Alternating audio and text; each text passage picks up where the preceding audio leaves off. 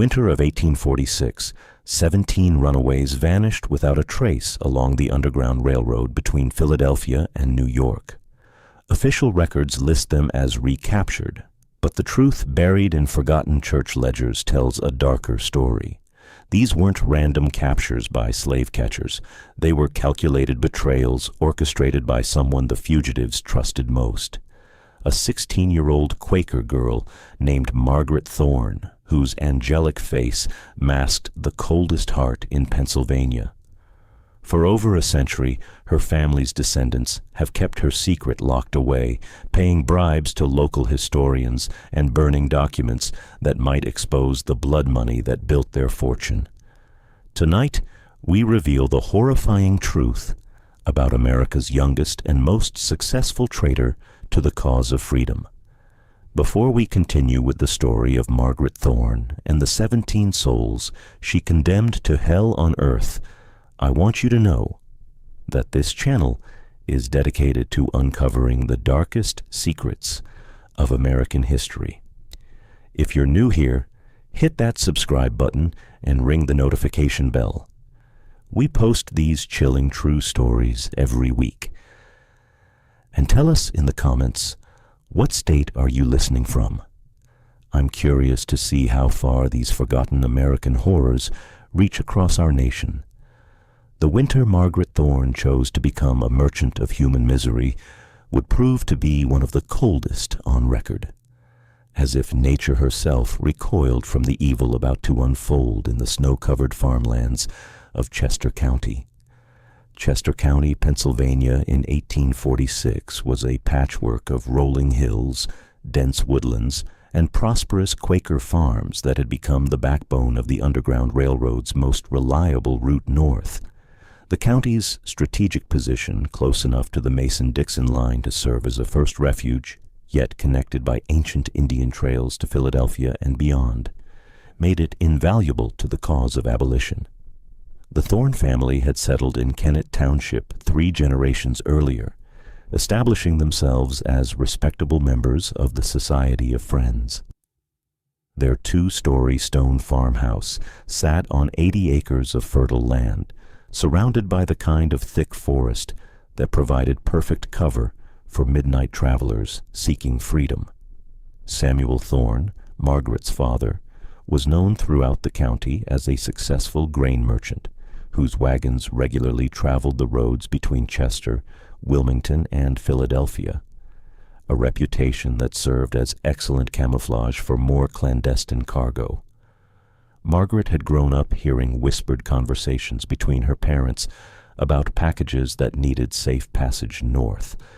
By age 14, she could identify the soft knock patterns used by conductors, knew which neighbors could be trusted with desperate secrets, and had memorized every hidden root cellar and false floor in a dozen homes across the township. To the outside world, she appeared to be exactly what a Quaker maiden should be. Soft-spoken, plainly dressed, with pale blue eyes that seemed to radiate the inner light so prized by the Friends. Her auburn hair, always properly covered, framed a face that inspired immediate trust, a face that would become the last thing many fugitives would see before their hopes of freedom died forever. But beneath Margaret's serene exterior festered a resentment that had been growing since childhood. While other girls her age were receiving marriage proposals and planning their futures as respected wives, Margaret watched her family's resources flow endlessly toward strangers who arrived empty-handed and desperate. She counted the coins her father spent on food, clothing, and bribes for runaways. Money that could have secured her a proper dowie, a grand wedding, a place in Philadelphia society. The family's best linens were torn up for bandages, their finest china was broken by clumsy fugitives, and their reputation in certain circles was tainted by whispers about their dangerous activities. Margaret's bedroom window overlooked the barn, where fugitives often spent their first night of relative safety. She would lie awake listening to their prayers, their quiet sobs, their whispered plans for reuniting with family members sold to distant plantations. What should have evoked compassion in a Christian heart instead bred a cold calculation in Margaret's mind. She began to see these desperate people not as fellow human beings, but as valuable commodities walking freely through her family's property. Each fugitive represented dozens, sometimes hundreds of dollars in reward money. Money that was literally sleeping in their barn while her family struggled to maintain appearances in Quaker society. The breaking point came in the autumn of 1845, when a promising suitor from a wealthy Philadelphia family withdrew his marriage proposal after learning about the Thorne family's abolitionist activities.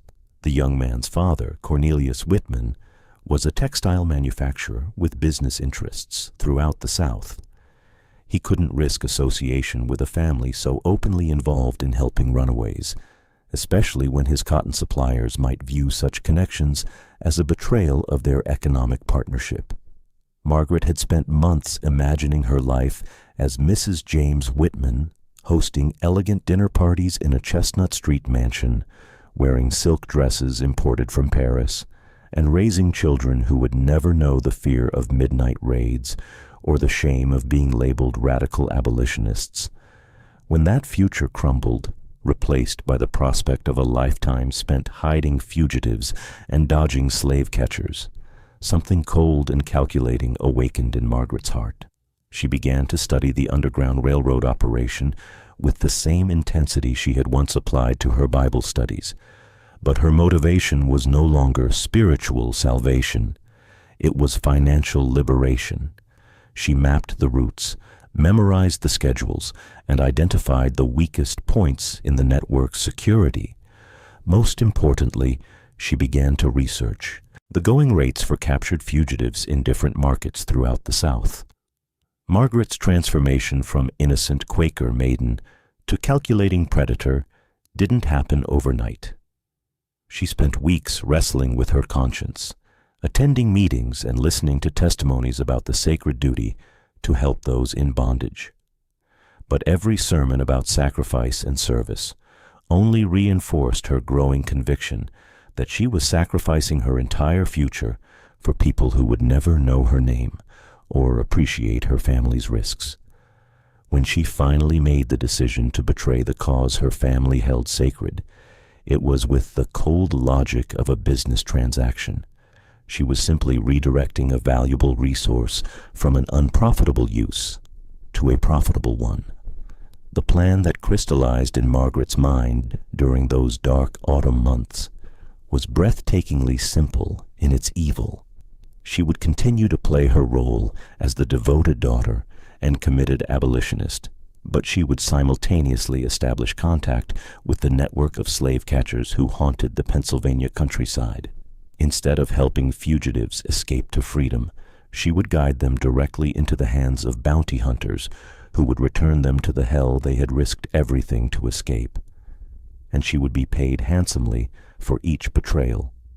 Margaret's first contact with the world of professional slave catchers came through a chance encounter at the Wilmington market in November 1845. She had traveled there with her father to sell grain. But while Samuel conducted his business, Margaret wandered through the rougher sections of the port town, ostensibly shopping for household supplies, but actually gathering intelligence about the men who made their living hunting human beings. She found what she was looking for in a tavern called the Anchor's Rest, a dimly lit establishment near the docks, where ship captains, traders, and various unsavory characters gathered to conduct business that couldn't bear daylight scrutiny. Margaret, disguised in her plainest dress and bonnet, listened to conversations from a corner table while nursing a cup of weak tea.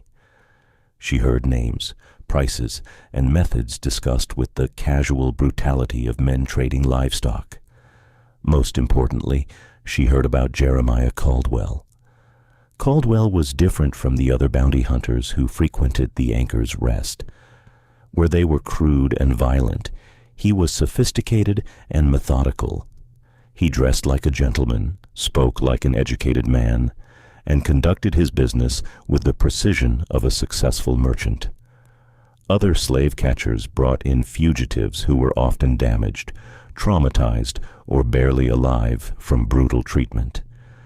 Caldwell's captures were always in excellent condition, maximizing their value at auction and earning him premium prices from Southern buyers.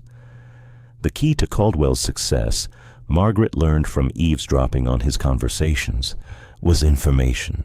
He maintained a network of informants throughout Pennsylvania, Delaware, and Maryland, who provided intelligence about Underground Railroad operations. Unlike other bounty hunters who relied on luck and brutality, Caldwell preferred careful planning and precise execution. He could predict where fugitives would travel, when they would arrive, and how they could be captured with minimal violence and maximum profit. When Margaret finally approached Caldwell 2 weeks later, she had prepared her proposal with the same care she once devoted to her needlework.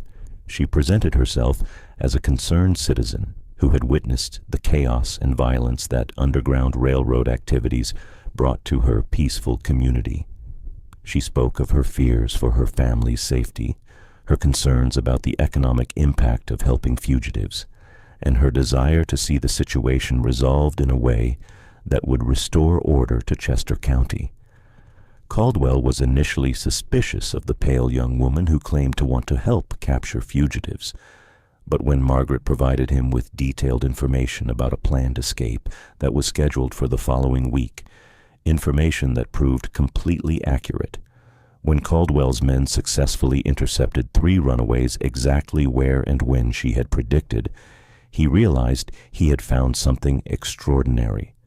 A source of intelligence with direct access to the most sensitive Underground Railroad operations.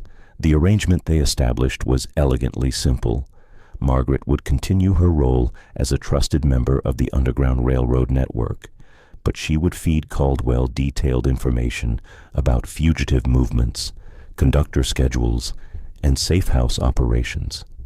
In return, she would receive $50 for each captured fugitive, more money than most working men earned in 6 months. Caldwell assured her that the captures would appear random, that suspicion would never fall on her family's operation, and that she would be protected from any consequences of her collaboration. Margaret's first betrayal occurred on December 15th, 1846, during a blizzard that should have provided perfect cover for a group of 5 runaways traveling north from Maryland. The group consisted of 3 men, 1 woman, and a 12-year-old boy named Joshua, whose large, trusting eyes would haunt Margaret's memory for years to come. Not because she felt guilt, but because she remembered calculating his market value at nearly $200. The fugitives had been traveling for 6 days through the worst winter weather in recent memory. They arrived at the Thorne farm, exhausted, frost-bitten, and desperate for warmth and safety. Margaret served them hot soup and fresh bread, while her parents prepared the secret compartment beneath their barn where the runaways would spend the night. She listened to their stories, learned their names, and memorized the details that Caldwell would need to identify them when they were captured. Margaret volunteered to guide the group personally to the next station, the Peaton House, 15 miles, northeast through the forest. Her parents, trusting their daughter completely and impressed by her dedication to the cause, allowed her to take the family's covered wagon and their most reliable horse. What Samuel and Rebecca Thorne didn't know was that Margaret had already arranged every detail of the betrayal with Caldwell, including the exact location where the ambush would occur. The trap was set in a clearing 2 miles from the Thorne farm behind a fallen oak tree that had been struck by lightning the previous summer. Caldwell and his men had been waiting there since before dawn, hidden by the swirling snow and confident that their prey would arrive exactly on schedule. When Margaret's wagon appeared through the trees, followed by the 5 fugitives on foot, the bounty hunters were ready. The attack was swift and brutal. Caldwell's men used clubs and ropes to subdue their victims, working with the efficient cruelty of experienced slavers. The fugitives, already weakened by their journey and disoriented by the sudden violence, had no chance to escape. Margaret watched from her wagon seat as grown men were beaten into submission, and as little Joshua called out to her for help, his small voice barely audible above the wind and his captors' shouts. But what horrified witnesses would later remember wasn't Margaret's failure to help the fugitives. It was her complete lack of reaction to their suffering. She made no sound when Joshua was struck across the face to silence his cries. She didn't flinch when one of the men was knocked unconscious and dragged through the snow like a sack of grain. Instead, she sat perfectly still, her pale blue eyes fixed on Caldwell as he counted out her payment. $250 in gold coins that represented more money than her family saw in a year of legitimate farming. When the captives had been loaded into Caldwell's wagon and the bounty hunters had disappeared into the storm, Margaret calmly turned her horse around and drove home. She told her worried parents that she had successfully delivered the fugitives to the Peaton house, describing in detail the grateful tears of the family and the warm welcome they had received from the next conductor. Her performance was so convincing that Samuel and Rebecca Thorne praised their daughter's courage and dedication, never suspecting that she had just condemned 5 human beings to a lifetime of renewed slavery. That night, as the wind howled around the Thorne farmhouse and her parents slept peacefully in their bed, Margaret lay awake, counting her gold coins and planning her next betrayal. The money felt solid and real in her hands, each piece representing a step toward the independent life she craved. For the first time since her engagement had been broken, Margaret felt truly hopeful about her future. She had discovered a talent that would make her rich, and she had the perfect cover to practice it without suspicion. Word of the 5 missing fugitives spread quickly through the Underground Railroad network, creating ripples of fear and suspicion that reached from Delaware to New York. The efficiency of the capture, the fact that slave catchers had known exactly where and when to strike during one of the worst blizzards in recent memory, suggested that someone with inside knowledge had betrayed the operation. Station masters throughout the region began questioning their security procedures. Conductors started varying their routes, and families that had opened their homes to runaways began to wonder if they were being watched by hostile eyes. The investigation into the security breach was led by Thomas Garrett, a Quaker minister from Wilmington whose reputation as an Underground Railroad conductor was legendary throughout the region. Garrett had been involved in the abolition movement for over 20 years and had personally guided more than 800 fugitives to freedom without losing a single person to slave catchers. His success rate was so remarkable that many bounty hunters had placed prices on his head, and Southern newspapers regularly published editorials demanding his arrest and prosecution. Garrett's investigation methods were as methodical as his rescue operations. He interviewed every conductor and station master who had been involved with the captured fugitives, mapped their planned route in minute detail, and analyzed the timing of the ambush to determine when and how the slave catchers had obtained their intelligence. His inquiry quickly revealed that the attack had been too well coordinated to be the result of chance encounter or random patrol. Someone had provided specific information about the fugitives' movements. However, suspicion initially fell not on the Thorne family, but on a traveling preacher named Elias Hawthorne, who had been conducting revival throughout Chester County during the weeks leading up to the disappearances.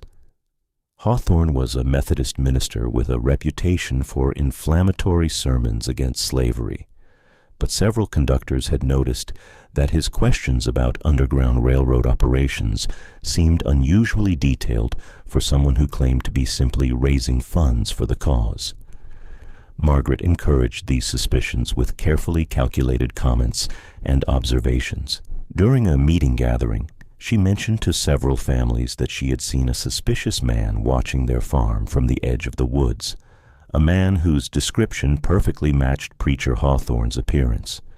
She expressed concerns about the minister's probing questions regarding safe houses and travel routes, suggesting that his curiosity seemed excessive, even for someone supporting the abolition movement. When other conductors began sharing similar observations, a pattern emerged that seemed to point directly at Hawthorne as the most likely source of the intelligence breach. The campaign against Hawthorne was so effective that within 6 weeks he had been completely blacklisted from Underground Railroad operations throughout southeastern Pennsylvania. Abolitionists who had once welcomed him into their homes now refused to speak with him, and several communities where he had planned to hold revival canceled their invitations. Faced with accusations of betrayal from the very people he had tried to help, and threatened with violence by pro-slavery vigilantes who saw him as a troublemaker, Hawthorne was forced to leave Pennsylvania permanently, with suspicion deflected from her family and her cover story firmly established. Margaret began developing a more sophisticated and profitable operation. She created what she privately called her Freedom Ledger, a detailed record of every aspect of the Underground Railroad network in Chester County. The ledger hidden in the false bottom of her hope chest contained maps of safe house locations, schedules of conductor activities, descriptions of regular fugitive routes, and financial records of her growing collaboration with Caldwell. Margaret's record-keeping was meticulous and comprehensive. She noted the physical descriptions of every fugitive who passed through her family's farm, estimated their ages and skills, and calculated their potential value in southern slave markets. She tracked the schedules of conductors who worked the various routes through Chester County, identifying patterns that would allow Caldwell to predict future movements.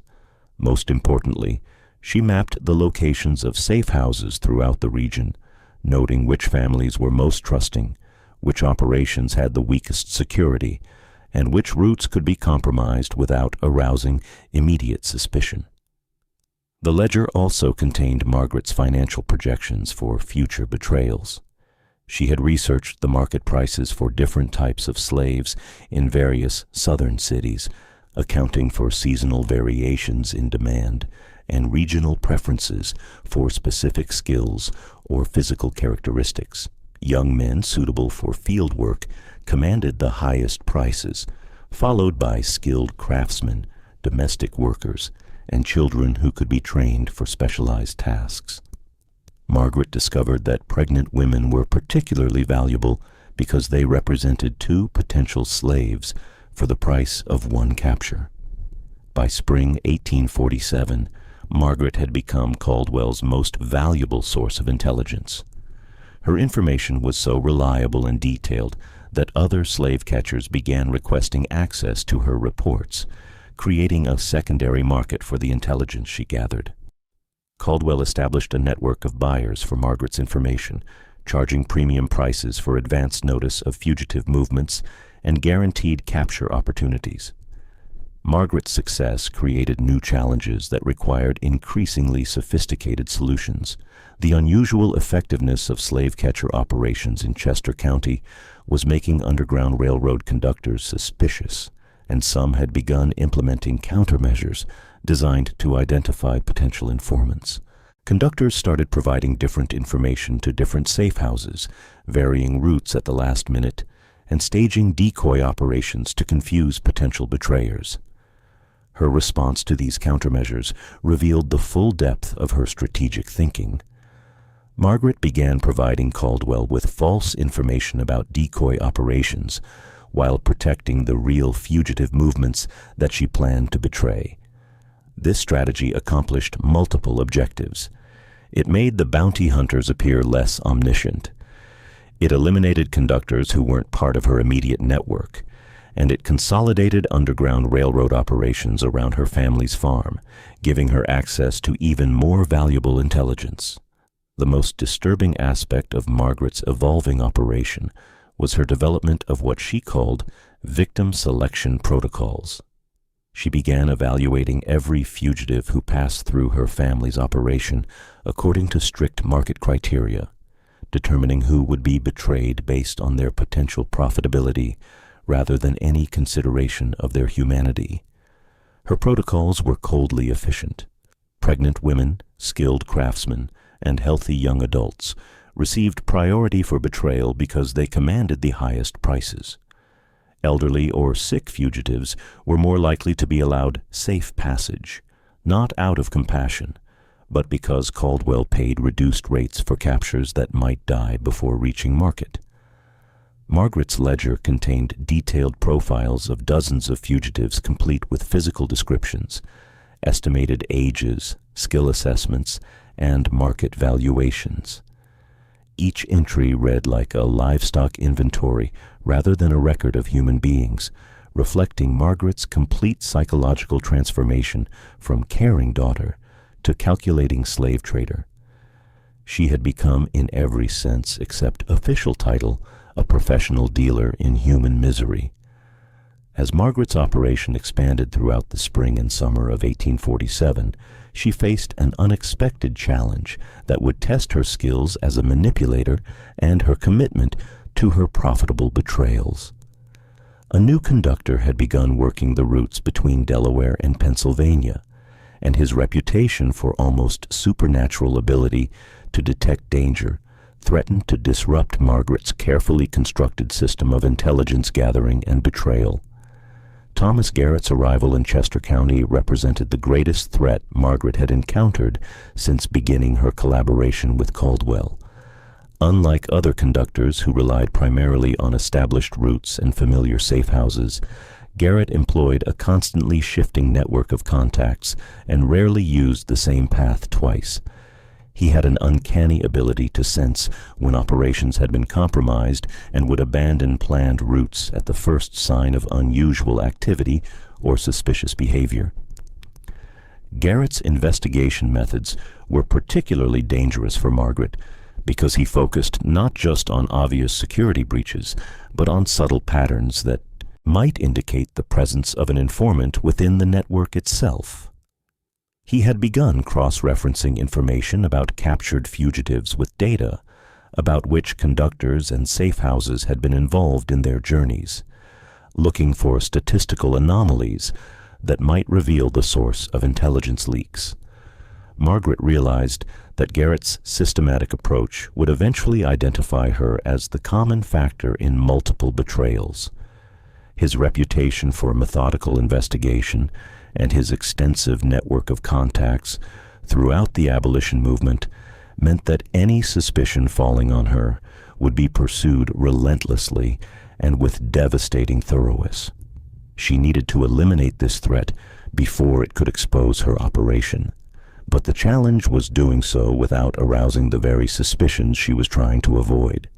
Her solution was characteristically ruthless and sophisticated.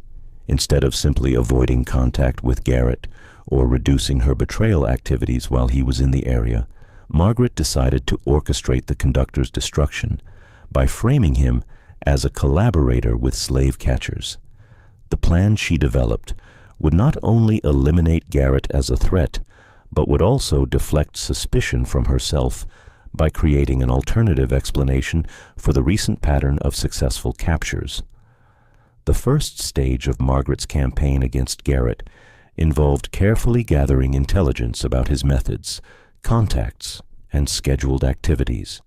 She attended several abolition meetings where Garrett spoke about his experiences, taking careful notes about his routes, his security procedures, and his relationships with other conductors. She also began spreading subtle rumors about Garrett's unusual success rate, suggesting that his ability to avoid capture might indicate collaboration with authorities rather than superior skill. Margaret's character assassination was sophisticated and multifaceted. She never directly accused Garrett of betrayal, but instead raised questions and concerns that allowed other people to draw their own conclusions. She wondered aloud about how Garrett always seemed to know which routes were safe and which had been compromised. She expressed puzzlement about his ability to travel freely through areas where other conductors had been captured or killed. Most effectively, she raised questions about Garrett's financial resources, noting that his equipment and clothing seemed unusually fine for someone who claimed to be motivated solely by moral conviction. The psychological foundation of Margaret's campaign was her understanding of the paranoia and suspicion that necessarily existed within Underground Railroad operations. Conductors and station masters lived in constant fear of betrayal, knowing that a single informant could destroy years of work and condemn dozens of people to recapture or death. This atmosphere of justified suspicion made it relatively easy for Margaret to plant seeds of doubt that would grow and spread through the network like a contagious disease. Margaret's most brilliant tactical innovation was her decision to use Garrett's own investigative methods against him. She began feeding Caldwell information that would result in captures appearing to be connected to Garrett's activities, creating statistical patterns that would implicate the conductor in his own investigation. When Garrett analyzed the data looking for an informant, he would find evidence pointing to himself as the most likely source of intelligence leaks. The execution of this plan required precise timing and coordination. Margaret had to ensure that captures occurred at times and places that would create the appearance of Garrett's involvement while still maintaining her own access to valuable intelligence about future operations. She accomplished this by providing Caldwell with information about fugitives who were traveling under other conductors' protection, but along routes that intersected with Garrett's known activities. The first major success of Margaret's anti-Garrett campaign came when a family of 4 fugitives was captured while traveling along a route that Garrett had supposedly recommended as safe. The timing of the capture occurring just hours after Garrett had been seen in the area created immediate suspicion among other conductors about whether the route had been deliberately compromised. When similar patterns began appearing in other captures, the accumulating evidence seemed to point inevitably toward Garrett as the source of the intelligence breaches. Margaret's campaign reached its climax when she arranged for one of Caldwell's associates to approach Garrett with an offer to purchase information about fugitive movements. The approach was made in a public place where other abolitionists could witness the conversation, and Margaret had prepared several observers to be present at exactly the right moment. When Garrett angrily rejected the offer and reported the incident to other conductors, Margaret's planted witnesses were ready to suggest that his anger might be a performance designed to deflect suspicion from his actual collaboration with slave catchers. The destruction of Thomas Garrett's reputation was swift and complete. Within weeks of the public approach by Caldwell's associate, Garrett found himself blacklisted by Underground Railroad operations throughout Pennsylvania and Delaware. Families who had once welcomed him into their homes now refused to speak with him. Conductors who had trusted him with their most sensitive operations began treating him as a pariah. The network that had been his life's work turned against him with the same efficiency that it had once used to spirit fugitives to freedom. But Margaret's campaign against Garrett was only the beginning of her most ambitious and horrifying plan. While the abolition community was distracted by the scandals surrounding their former hero, Margaret had been gathering intelligence about a massive escape attempt scheduled for the autumn of 1847. The operation, known to its organizers as the Great Liberation, was intended to move over 40 fugitives north in a single coordinated effort involving conductors from 3 states. The Great Liberation represented everything Margaret had been working toward since beginning her collaboration with Caldwell. The operation was enormous in scope, involving months of careful planning and coordination between Underground Railroad networks throughout the Mid-Atlantic region. If successful, it would be the largest single escape in the history of the abolition movement. If it failed, The mass capture of fugitives and exposure of conductors would devastate Underground Railroad operations for years to come. Margaret's access to intelligence about the Great Liberation came through her father's increasing prominence in the regional Underground Railroad network. Samuel Thorne's reputation for reliability and his farm's strategic location had made him a crucial coordinator for major operations, and the organizers of the Great Liberation had selected his property as one of 3 primary assembly points for the massive escape attempt. The intelligence Margaret gathered about the Great Liberation was extraordinary in its detail and scope. She learned the identities of conductors from Pennsylvania, Delaware, and Maryland who would be participating in the operation.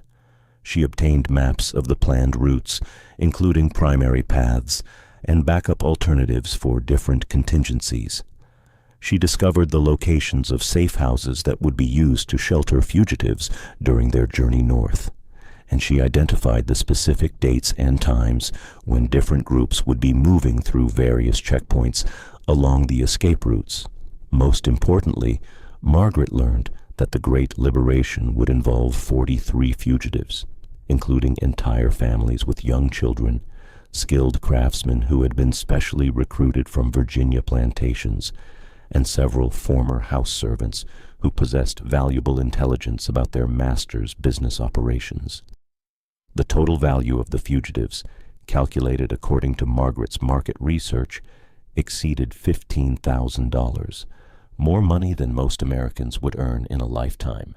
Margaret realized that the Great Liberation represented her ultimate opportunity, a single betrayal so massive and profitable that she could retire from her life of crime with enough wealth to establish herself as an independent woman of means in Philadelphia, New York, or even London.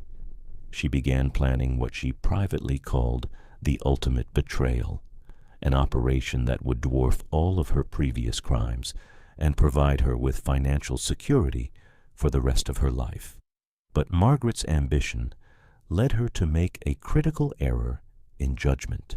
Instead of simply providing intelligence about the Great Liberation to Caldwell, as she had done with previous operations, she decided to maximize her profits by selling information to multiple groups of bounty hunters simultaneously. She reasoned that the massive scale of the escape attempt would require more manpower than Caldwell could provide, and that coordinating multiple groups of slave catchers would ensure the capture of all 43 fugitives, while generating maximum reward money for her services. Margaret's plan involved 7 different groups of bounty hunters positioned at strategic points along the planned escape routes. Each group would be provided with detailed intelligence about specific aspects of the Great Liberation, but none would know about the others' involvement. Margaret calculated that this approach would generate over $2,000 in fees from the bounty hunters, plus additional payments based on the number and value of captured fugitives. The flaw in Margaret's plan was her inexperience with managing multiple groups of slave catchers simultaneously. Caldwell's organization was professional and disciplined, focused on maximizing captures while minimizing unnecessary violence that might complicate the sale of their human cargo. The other groups Margaret had contacted were less sophisticated operations, more interested in the brutality of the hunt than in the efficiency of the business, and more concerned with intimidating abolitionists than with clean, profitable captures. As the date of the Great Liberation approached, Margaret found herself managing an increasingly complex web of communications and coordination. She had to ensure that each group of bounty hunters received the intelligence they needed while preventing them from discovering the involvement of competing operations. She had to coordinate timing to prevent conflicts between different groups while ensuring that no fugitives escaped through gaps in coverage. Most challenging of all, she had to maintain her facade as a devoted abolitionist while orchestrating the largest betrayal in the history of the Underground Railroad. The psychological pressure of managing the ultimate betrayal began to affect even Margaret's usually unflappable composure. She found herself making small mistakes that she had never made before, forgetting details of cover stories, providing conflicting information to different contacts, and displaying moments of nervous tension that her parents attributed to the natural stress of participating in such a dangerous operation. For the first time since beginning her collaboration with Caldwell, Margaret began to question whether she was capable of executing a plan of such complexity and scope. But Margaret's doubts were overwhelmed by her greed and her anticipation of the wealth that successful completion of the ultimate betrayal would provide.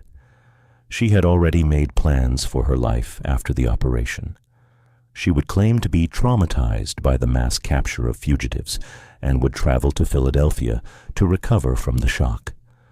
Once there, she would use her accumulated wealth to establish herself in respectable society, perhaps as a widow whose late husband had left her comfortable but not ostentatiously wealthy. Just when we thought we'd seen the depths of Margaret's cruelty, the horror in Chester County intensifies beyond imagination. If this story is giving you chills, share this video with a friend who loves dark mysteries. Hit that like button to support our content. And don't forget to subscribe to never miss stories like this. Let's discover together what happens when greed transforms a human being into something far worse than any monster from our nightmares. Margaret's final preparations for the ultimate betrayal included the creation of detailed maps and schedules for each group of bounty hunters, coded communications protocols to prevent interception by Underground Railroad security, and contingency plans for various scenarios that might arise during the operation. She had transformed her bedroom into a command center for coordinating the largest slave-catching operation in Pennsylvania history, complete with charts, timelines, and financial projections that would have impressed professional military strategists. But as Margaret put the finishing touches on her plans for the ultimate betrayal, she failed to notice that her months of suspicious behavior had finally attracted the attention of someone whose investigative skills far exceeded those of the discredited Thomas Garrett. Her own mother, Rebecca Thorne, had begun to question the subtle changes in her daughter's behavior, and the questions Rebecca was asking would soon lead to discoveries that would shake the Underground Railroad network to its very foundations. October 15th, 1847, dawned clear and cold with the first frost of autumn, coating the fields and forests of Chester County in a crystalline sheen that seemed to reflect the deathly chill that had settled over Margaret Thorne's soul. As 43 fugitives made their way through the darkness toward 3 assembly points throughout the county, Margaret sat in her bedroom, making final adjustments to the most complex and evil plan ever conceived by an American teenager. The Great Liberation had been months in the planning, representing the culmination of years of Underground Railroad network development and the desperate hopes of dozens of enslaved families who had risked everything for a chance at freedom. The fugitives had traveled hundreds of miles through hostile territory, surviving on courage and the faith that the network of abolitionists waiting for them could be trusted with their lives and their children's futures. Margaret had positioned 7 groups of bounty hunters at carefully calculated points along the escape routes. Each group provided with detailed intelligence about specific aspects of the operation, but none aware of the other's involvement. Caldwell's professional team was stationed near Brandywine Creek, where the largest group of fugitives was expected to cross. 3 other groups were positioned along forest paths that connected various safe houses.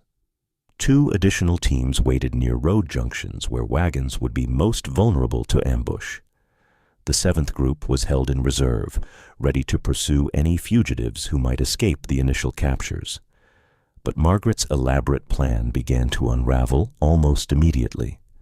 The multiple groups of bounty hunters, unaware of each other's presence and motivated by competition for the substantial rewards offered for captured fugitives, began treating the operation not as a coordinated effort, but as a contest to see who could capture the most valuable prizes. Instead of waiting for Margaret's carefully timed signals, several groups launched premature attacks that alerted other fugitives to the danger and created chaos throughout the operation. The first disaster occurred when two different groups of bounty hunters encountered the same family of fugitives near Pocopson Creek. The family, a skilled blacksmith named Daniel, his pregnant wife Sarah, and their 3 young children, had been traveling under the protection of a conductor named Isaiah Penny Packer when they stumbled into an ambush. But instead of a clean capture, the situation devolved into a violent confrontation between the two groups of slave catchers who both claimed the right to the substantial rewards the family represented. The gunfight that erupted between the competing bounty hunters was heard for miles across the quiet countryside. Isaiah Penny Packer was killed instantly when he tried to shield the children from the crossfire. Sarah went into premature labor from the shock and trauma of the attack, screaming in agony as her terrified children watched their father being beaten unconscious with rifle butts. The sound of her cries, mixed with the shouts of the bounty hunters and the sobbing of the children, created a hellish symphony that seemed to rise from the very depths of human evil. Margaret heard the distant gunshots from her bedroom window and realized immediately that her carefully coordinated plan was collapsing into chaos. But instead of feeling dismay at the failure of her operation, she felt only rage at the incompetence of the men she had hired to execute her vision. As reports began filtering back from the various ambush sites, Margaret learned that similar conflicts were erupting throughout Chester County as competing groups of bounty hunters fought over their human prey. The worst incident occurred at the Thorne family farm itself, where Samuel Thorne had been preparing to shelter the largest group of fugitives before guiding them north toward Philadelphia. 15 men, women, and children had gathered in the barn, sharing what they believed would be their last meal in captivity before beginning their journey to freedom. Samuel was reading from the Bible, offering words of hope and comfort to people who had already endured more suffering than most humans could bear. When Caldwell's men surrounded the barn, Samuel initially assumed they were additional conductors, arriving to help with the evacuation.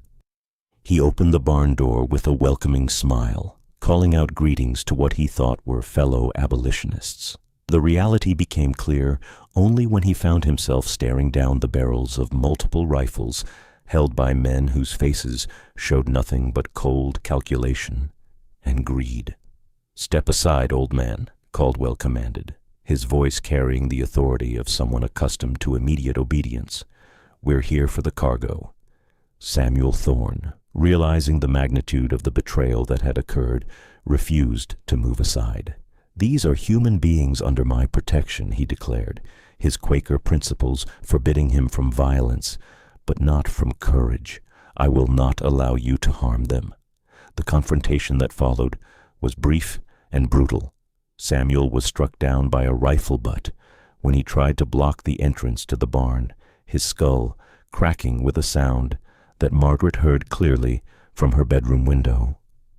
As her father's blood seeped into the frozen ground, Margaret felt not grief, but annoyance that his interference was complicating her carefully planned operation. The capture of the 15 fugitives in the Thorne barn was accomplished with methodical efficiency. But the violence of Samuel's murder had traumatized the victims and alerted the entire neighborhood to what was happening. Church bells began ringing throughout Chester County as word spread that a massive slave-catching operation was underway, and armed abolitionists started converging on the various ambush sites. Margaret watched from her window as her father's body was dragged aside and the terrified fugitives were loaded into wagons like sacks of grain. She counted the captured men, women, and children with the same attention to detail she applied to her financial records, calculating the fees she would receive for each successful betrayal. Even the sight of Samuel's corpse couldn't distract her from the business aspects of the operation she had orchestrated. But Margaret's cold calculations were interrupted by the appearance of her mother, Rebecca, who had been awakened by the sounds of violence and had witnessed the final moments of her husband's murder. Rebecca's face showed not just grief and shock, but a terrible understanding that was far more dangerous to Margaret than any external investigation. "You knew," Rebecca whispered, her voice carrying the flat certainty of someone whose worst suspicions have been confirmed. "You knew they were coming." Margaret had prepared for this moment, crafting explanations and alibis that would deflect suspicion and maintain her cover. But looking into her mother's eyes, she realized that deception was no longer possible. Rebecca had seen too much, understood too much, and suspected too much for any lie to be effective. "I did what was necessary," Margaret replied, her voice carrying none of the grief or shock that would have been appropriate for someone witnessing her father's murder. Someone had to think practically about our situation. The confession that followed was delivered with the same matter-of-fact tone Margaret used for discussing household chores. She explained her financial arrangements with Caldwell, her methods for gathering intelligence about Underground Railroad operations, and her calculations regarding the market value of different types of fugitives. She described her betrayals as business transactions, her victims as inventory, and her father's death as an unfortunate but predictable consequence of his naive idealism. Rebecca Thorne listened to her daughter's confession with growing horror, not just at the crimes that had been committed, but at the complete absence of remorse or humanity in Margaret's recounting of them. The girl standing before her was physically identical to the daughter she had raised, but psychologically she had become something monstrous, a predator who had fed on the trust and desperation of the most vulnerable people in America. "How many?" Rebecca asked, her voice barely audible above the distant sounds of continuing violence throughout the county. Margaret consulted her mental records with the precision of a professional accountant. 47 confirmed captures, she replied, though the final count from tonight's operations may bring the total to over 60. The number seemed to hang in the air between them like a physical weight, representing not just the scale of Margaret's betrayals, but the magnitude of human suffering she had caused. Each capture represented a family torn apart, dreams destroyed, and lives condemned to renewed slavery. The cumulative impact of Margaret's crimes was almost incomprehensible in its scope and cruelty. Rebecca's response was swift and final. She informed Margaret that she would be immediately expelled from the family home, and that her crimes would be reported to every Underground Railroad conductor and station master in the region. Margaret would be branded as a traitor and informant, making it impossible for her to continue her betrayals and ensuring that she would be shunned by every abolitionist community in America. But Margaret had already prepared for this contingency. Her accumulated wealth from months of betrayals was hidden in various locations throughout Chester County, and she had established contacts in California who could help her disappear into the anonymity of the gold rush migration. Her exile from Pennsylvania would be inconvenient but not financially devastating. The immediate aftermath of the Great Liberation Massacre, as historians would later call it, was chaos throughout southeastern Pennsylvania. Of the 43 fugitives who had attempted to escape that night, 38 were captured and returned to slavery. 5 had died during the various confrontations, including 2 children who were trampled during the panic at Brandywine Creek. The financial value of the captured fugitives exceeded $12,000, making it the most profitable single operation in the history of American slave catching. Margaret collected her fees from the various bounty hunter groups with the same businesslike efficiency she had applied to organizing their operations. Her total earnings from the Great Liberation amounted to over $1,800. more than enough to establish herself comfortably in any city in America. She showed no emotion when collecting payment for the capture of families she had personally guided to safety, treating the transactions as routine business matters that required only accurate accounting and prompt payment. The investigation into the security breach that had made the Great Liberation possible was swift and thorough, but it came too late to prevent Margaret's escape. By the time Underground Railroad leaders had pieced together the evidence pointing to her as the source of the intelligence leaks, she had already departed Pennsylvania with a wagon full of belongings and a fabricated story about seeking relatives in California. Margaret's journey west took her through Ohio, Illinois, and Missouri, following the same routes used by thousands of other Americans seeking new opportunities in the expanding frontier. Her respectable appearance and carefully crafted personal history, she claimed to be a widow whose husband had died in a farming accident, allowed her to travel without suspicion or difficulty. Fellow travelers saw only a young woman of obvious good breeding who was courageously starting a new life after personal tragedy. She arrived in San Francisco in the spring of 1848, just as the gold rush was transforming California from a sleepy Mexican territory into a booming American state.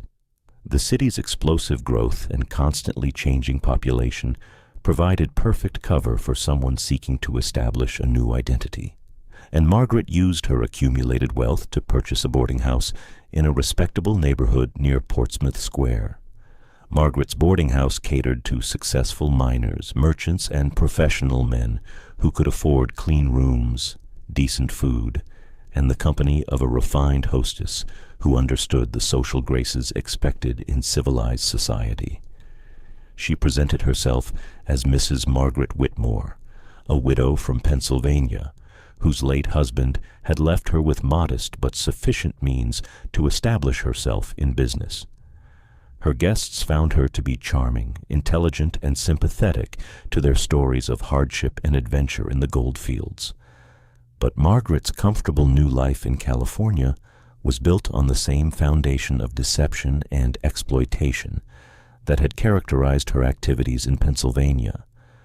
She used her boarding house as a base for gathering intelligence about her guests' business activities, personal relationships, and financial resources.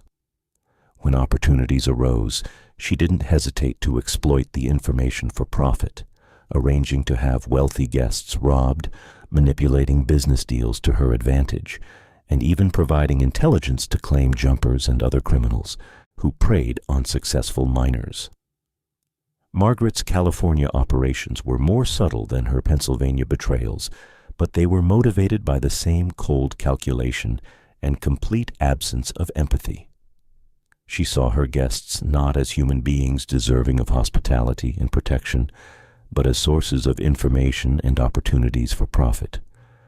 Her boarding house became a carefully managed operation designed to extract maximum value from every person who trusted her with their safety and confidence. The pattern of Margaret's life in California, appearing respectable while secretly preying on those who trusted her, continued for several years. She expanded her boarding house into a small hotel, invested in real estate as San Francisco grew, and established herself as a prominent member of the city's business community. To outside observers, she appeared to be a successful entrepreneur who had overcome personal tragedy to build a prosperous new life. But Margaret's past eventually began to catch up with her. In 1852, Thomas Garrett arrived in San Francisco as part of a speaking tour about the Underground Railroad and the ongoing fight against slavery. Despite the damage that Margaret's campaign had done to his reputation, Garrett had continued his work as a conductor and had become even more methodical in his approach to detecting security threats and protecting fugitive slaves. When Garrett recognized Margaret at a social gathering, he immediately began investigating her background and activities in California. His inquiries revealed discrepancies in her personal history, unexplained wealth that exceeded what a widow's inheritance should have provided, and a pattern of suspicious incidents involving her hotel guests. Most importantly, Garrett discovered that several people who had trusted Margaret with sensitive information had subsequently suffered financial losses or other misfortunes that seemed too convenient to be coincidental. Garrett's investigation culminated in a public confrontation during a church service, attended by many of San Francisco's most prominent citizens. Standing before the congregation, Garrett revealed Margaret's true identity and detailed her crimes against the Underground Railroad and the fugitive slaves who had trusted her with their lives. His accusations were supported by documentation he had brought from Pennsylvania, including testimony from surviving witnesses and financial records that connected Margaret to known slave catchers. The impact of Garrett's revelation was immediate and devastating. Margaret found herself shunned by the same social circles that had welcomed her as a respectable widow. Her hotel guests departed en masse. Her business relationships were terminated, and her reputation in San Francisco's business community was utterly destroyed. Within weeks, she was forced to sell her properties at substantial losses and once again assume a new identity in order to survive. Margaret's final years were spent in obscurity and poverty, moving frequently between small towns throughout California and Oregon as her reputation inevitably caught up with her. She died in 1858 in a Sacramento boarding house, alone and forgotten, except by the few people who remembered her as a cautionary tale about the dangers of trusting appearances over character. Her death certificate listed her age as 32 and her occupation as seamstress, but it made no mention of the dozens of lives she had destroyed or the immeasurable suffering she had caused. The true scope of Margaret Thorne's crimes may never be fully documented, but conservative estimates suggest that she was directly responsible for the capture and re-enslavement of at least 67 fugitive slaves during her brief but devastating career as an informant. Her betrayals disrupted Underground Railroad operations throughout the mid-Atlantic region, led to the deaths of numerous abolitionists who were caught in the violent raids she orchestrated, and created an atmosphere of suspicion and paranoia that took years to overcome. More disturbing than the numbers, however, is what Margaret's story reveals about the capacity for evil that can exist within seemingly innocent and respectable people. She possessed no obvious markers of criminality or moral corruption. She was educated, well-dressed, articulate, and raised in a family known for its commitment to humanitarian causes. Yet beneath her conventional exterior lay a complete absence of empathy and a willingness to treat human beings as commodities to be bought and sold for personal profit. Margaret's crimes were particularly heinous because they exploited the trust that was essential to Underground Railroad operations. Fugitive slaves had no choice but to rely on strangers who claimed to support their cause, often placing their lives and their children's futures in the hands of people they had never met before. Margaret weaponized this necessary trust, using it to identify and betray the very people who had risked everything to escape bondage. The psychological profile that emerges from studying Margaret's life and crimes suggests a form of moral pathology that was both rare and extremely dangerous. She appears to have been capable of understanding right and wrong in abstract terms, while being completely unable to apply those concepts to her own behavior. She could participate in religious services, express sympathy for others' suffering, and maintain the appearance of moral conviction while simultaneously orchestrating acts of unprecedented cruelty and betrayal. Margaret's story serves as a reminder that evil often wears a familiar face and speaks with a trusted voice. The greatest monsters in human history have rarely announced themselves as such. Instead, they have appeared as ordinary people who use their respectability as a weapon against those who had no choice but to trust them. Margaret Thorne represents the worst of American history, not because she was obviously evil, but because she was so successfully ordinary in her appearance while being extraordinary in her capacity for cruelty. This mystery shows us that the capacity for evil exists in every generation and every community, often hidden beneath surfaces so normal that it remains invisible until the damage has been done. Margaret Thorne's crimes remind us that vigilance is the price of protecting the vulnerable from those who would exploit their desperation for profit, and that the most dangerous predators are often those who appear most trustworthy. What do you think of this story? Do you believe that people like Margaret Thorne are born evil, or are they created by circumstances and choices? Leave your comment below and share your thoughts about whether places can retain the memory of the evil that occurred within them. If you enjoyed this tale and want more horror stories from America's forgotten past, subscribe, hit the notification bell, and share with someone who loves mysteries as dark as this one. See you in the next video, where we'll explore another terrifying chapter from our nation's hidden history.